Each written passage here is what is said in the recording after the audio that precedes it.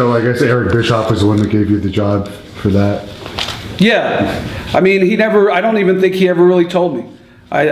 He might have come up to me and said, "You're the main guy," and I just think I found out because Gary wasn't going to be there anymore, and nobody told me that I wasn't going to be taking his place. So I think the first show I said, "I'm assuming I'm doing the ring announcing," and I think probably Tony Schiavone said, "Yep."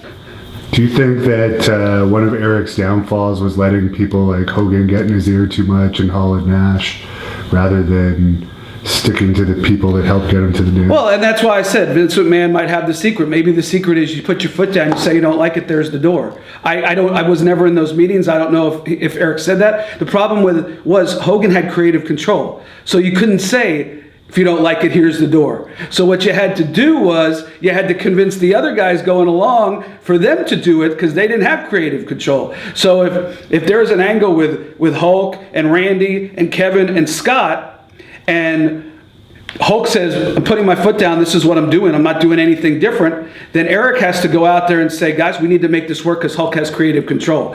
And that's where I would assume tensions arise, because you got one guy that could put the, and I'm sure Vince McMahon would never let anybody say, "I'm putting my foot down, this is it, I'm doing this." So I think that by giving Hulk creative control, and I understand why he did it, because he needed a Hulk Hogan at the time. He needed Hulk Hogan to make WCW legitimate. We were going downhill fast back when he took over. But I think once the whole thing got really big, and all these egos were part, he started getting all this talent from all these from that were jumping from WWE down here and all that. I think that it became the creative control became a real problem. And what put an end to Eric Bischoff's first reign? Do you think there's anything in general? He was just so burnt out, man. Yeah. He had so much. He had the weight of the world on his shoulders. All those egos getting involved. He had to produce, hours and hours of television. I mean, it's just pure burnout. I honestly think it was so bad that if he hadn't stepped away or been fired or whatever happened, he probably might have really lost it.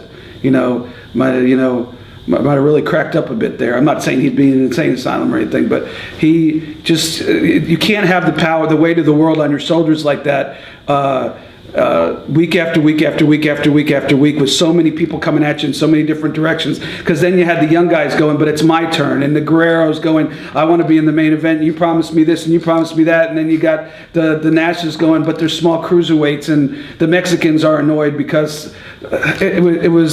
look, it got out of control. Everybody admits that. I'm not telling you anything you haven't heard before. I'm not telling you anything that hasn't been written before.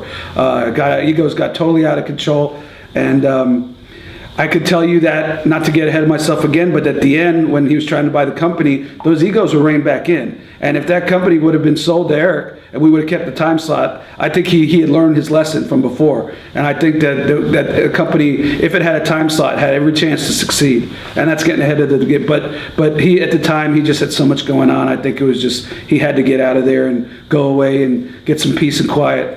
Do you think he made a mistake signing Bret Hart to so much money when WWE was basically getting rid of Bret Hart at that point anyways?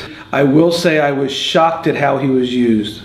I thought if you're going to pay him that much money, I could have thought, and I'm not claiming to be some booker extraordinaire, but I, as a fan who was in the business, but I'm a fan watching. When I'm at ringside, I'm watching as a fan.